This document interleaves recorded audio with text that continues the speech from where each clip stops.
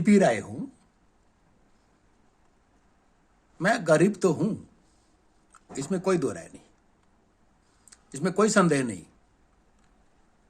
कि मैं गरीब नहीं हूं। मेरे पास कुछ नहीं है, खाने पीने का किसी तरह काम चल जाता है, गुजर बसर करने भर की आमदनी बस।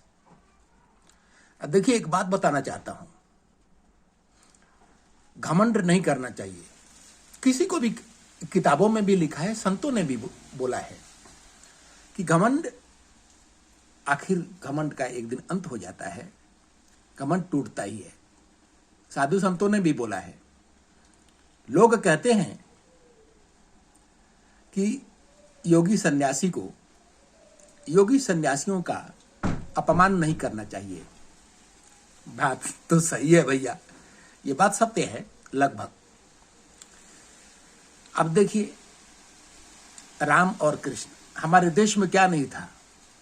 हमारे देश में क्या नहीं था? सब कुछ था।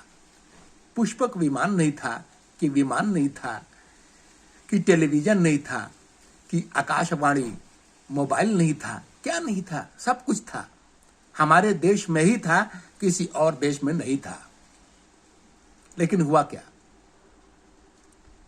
ये जितने लोग हैं ना हमारे देश के, हमारी जनता या हमारी सरकारें, जो कुछ भी है, इतना घमंड हो गया कि भगवान को घमंड को चकनाचूर करना पड़ा। राम के जमाने में पुष्पक विमान का नाम तो सुना होगा, रावण जैसों ने बनवा लिए थे, और कोई पेट्रोल डीजल नहीं लगता था, मन की गति से चलता था। रामायण बताता है, और वैज्ञानिक केंद्र नासा भी इसका बता चुका है कि बात सत्य है। तो आप बताइए भैया कि इसमें जो है हमारी क्या गलती है? राम के जमाने में भी जनता फैसला सुनाने लगी। सीता मैया तो गलत है भैया, राम कैसे रख लिए? रावण के दरबार में रही थी, रावण उठाकर ले गया था, राम कैसे रख लिए? इस प्रकार की फैसला जनता सुनाने लगी राजा को। भगवान राम ने कहा, भाई हमारा राम राज का क्या मतलब कि जनता ना खुश रहे, तो सीता माता को वनवास कर दिया। जाओ, हमारी जनता तो नहीं चाहती है, हमारी जनता तो नहीं चाहती है कि तुम हमारे घर में रहो। हमारी जनता तो शिकायत कर रही है कि रावण उठाकर ले गया था, हो सकता है कुछ किया हो। जनता को इतना भी भरोसा नहीं कि भगवान राम राम है और सीता सीता है। कैसे कुछ हो सकता है? अग्नि परीक्षा देने के बावजूद भी जनता को भरोसा नहीं है, और जनता उंगलियां उठाना सीख जाती है, बहुत जल्दी सीख जाती है। हर किसी को गलत ठहराने में जनता बहुत जल्दी जो है ना सीख जाती है,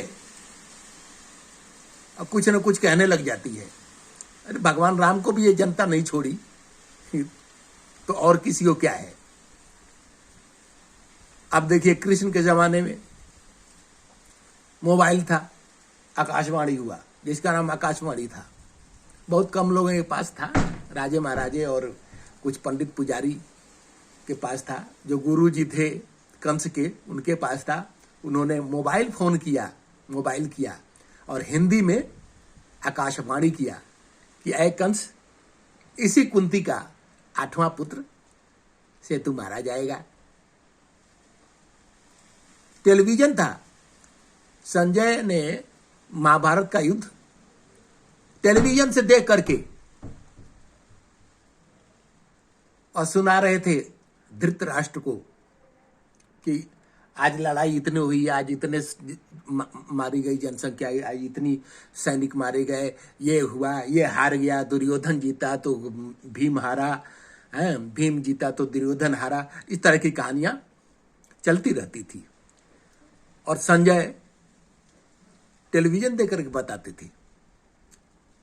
लेकिन क्या था, जनता बीच में लोग जो बैठे हुए हैं इनकी आदत कभी नहीं सुधरी। लाख चेतावनी दो लेकिन सुधरते नहीं है। कहते नहीं, हम वो गधे बाप के औलाद हैं कि कभी नहीं सुधरने वाले हैं। और इन्हीं घमंड के कारण भगवान ने पुष्पक विमान, सारे जितने जो है ना आविष्कार थे, सब एक ही प्रलय में विलुप्त कर दिया। सब खत्म, सब हो गए। अब आदि मानव है कुदाल चलाते, पैदल आते और जाते, चाहे राजा हो या महाराजा हो या गरीब हो, है संदेश कबूतर ले जाते तो संदेश वाहक ले जाते। कृष्ण भगवान भी गायब कर दिए और राम ने भी गायब कर दिए अपना जो है, जो कुछ भी आविष्कार हुए थे, और एक इतिहास बन करके रह गया। बस बात नहीं करने देना है। आज भी है कंप्यूटर लेकर बैठे हैं बीच में। यदि हम बात कर रहे हैं तो बात नहीं करने देंगे, बीच में अपने आप ही काट देंगे। तो कभी टावर नहीं मिलने देंगे, तो कभी इंटरनेट नहीं चलने देंगे, बिना किसी खदी पदी के। कोई कारण होता है कि चलो ये बात हो गई तो इंटरनेट नहीं चलने दिया, चलो वो बात हो गई तो इंटरनेट नहीं चलने दिया, तो भाई माना जाता है कि ऐसी कोई बात हो गई है। लेकिन क्या है, बिना खदी पदी के अपने आप ही सब कुछ कर जाते हैं, बिना किसी मतलब का, बिना किसी जो है ना उसका है। तो जो है अब यही कारण है कि अब हमें देखने से कि हमें ऐसा लगता है भैया, ऐसा लगता है कि जिस तरह से ये गतिविधियां बढ़ी है, जिस तरह से गतिविधियां बढ़ी है, उस तरह से ऐसा लगता है कि फिर वही जैसे रामकृष्ण के जमाने में आविष्कार, इन्वेंशन हुए थे और सब विलुप्त हो गए, ठीक उसी प्रकार फिर से ये सारे आविष्कार विलुप्त हो जाएंगे एक दिन, ऐसा लगता है। और फिर लोग आदि मानव की तरह चलेंगे, रहेंगे, रहन सहन होगा, कुदार चलाएंगे, कबूतर संदेश ले जाएगा, या संदेश वाहक अपना संदेश ले जाएगा। ये सारे जितने आविष्कार हुए हैं, बिजली, बल्ब, ये रेडियो, टेलीविजन, ये जहाज, ये तार, ये पता नहीं फलना दिक्का, पता नहीं क्या क्या, वो सब एक दिन विलुप्त हो जाएंगे। क्योंकि इतना घमंड हो गया है, इतना घमंड हो गया है कि जिसका किसका फोन काटना है, किसका नहीं काटना है, कंप्यूटर बीच में लेके बैठे हैं। नहीं तुम हम बात नहीं करने देंगे, हम बीच में ही फोन काट देंगे, अपने कंप्यूटर से बीच में ही काम काट देंगे, हम हैक कर लेंगे, हम वो कर लेंगे, हम नहीं बातचीत होने देंगे। तो भैया रे एक दिन ऐसा भी आएगा कि तुम हैक करते हो, तुम्हारी सारी हैकड़ी तुम्हारी भगवान ले लेंगे, सारी हैकड़ी ले लेंगे। और एक दिन ये मोबाइल, ये टेलीविजन, ये बिजली, ये जितने आविष्कार हैं, इन्वेशन, सब खत्म हो जाएंगे। हवाई जहाज, ये रेलवे, सब खत्म हो जाएंगे, ये बस। फिर पैदल वाहक हो जाओगे और जो है कबूतर संदेश वाहक हो जाएगा।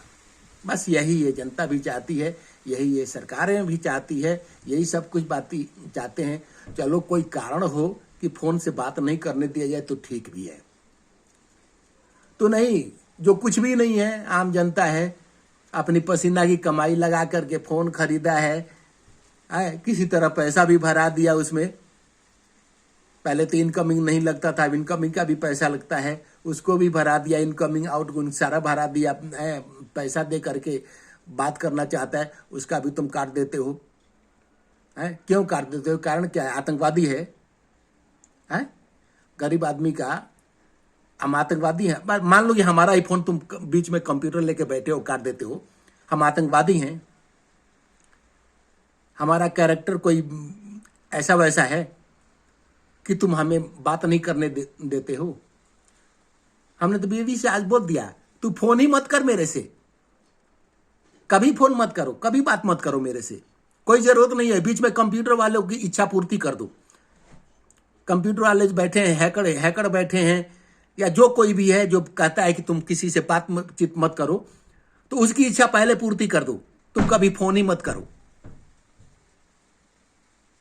है तो एक दिन भाई ऐसा आएगा, एक दिन ऐसा आएगा कि ये तुम्हारी हैकड़ी भगवान ले लेंगे और सारे आविष्कार निश्चित तौर पे नष्ट हो जाएगी।